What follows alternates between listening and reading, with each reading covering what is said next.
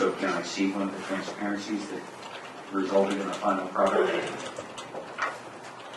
One of the individuals? I have the Xerox copies. Okay. That's what I have.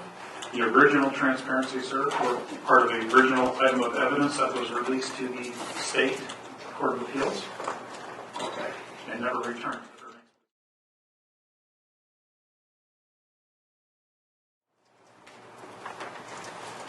Returning to October 1997, you had been with the Fairbanks Police Department for 4 years, is that right? Yes, ma'am.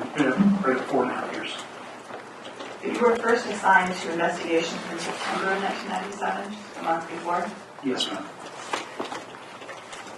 and you were in a training position for investigations at that point in time. Yes, ma'am. A 1-year assignment. Had you received training in investigations prior to that assignment? Yes, both on the job and through the Municipal Police Academy. Just the original police academy that you took when you became a police officer? Yes, ma'am. I had, I know throughout my career I've gone through lots of training. I don't recall any specific that stand out during that time frame. There's certainly a possibility that I could have attended some trainings when I heard. I don't know.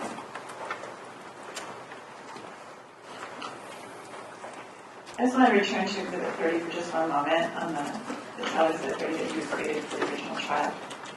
You were, in creating that exhibit, were comparing a single lug with a single mark on John Hartman's face. Those are all separate comparisons. It wasn't for the whole blueprint.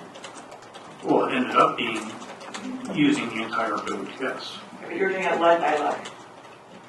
We could pick out that what bruising appeared to match.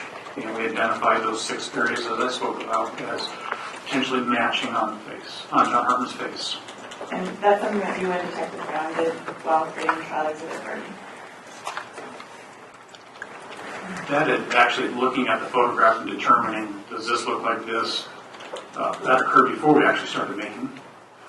And then once it was determined which lugs we wanted to capture, that's when we made it.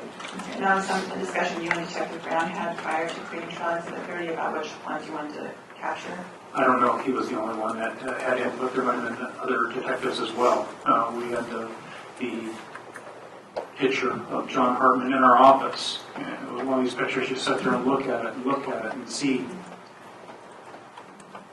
I hate to give this analogy, but they sell photographs or posters that you're supposed to see a dolphin and you don't look at it, you don't notice it until you look at it for a long time. And then there's the dolphin. Well, that was those track marks. And that was something that you and the detectives at the Fairbanks Police Department did together. Yes. And was there anyone else involved in that discussion that deciding which lugs matched up? No, I don't believe so.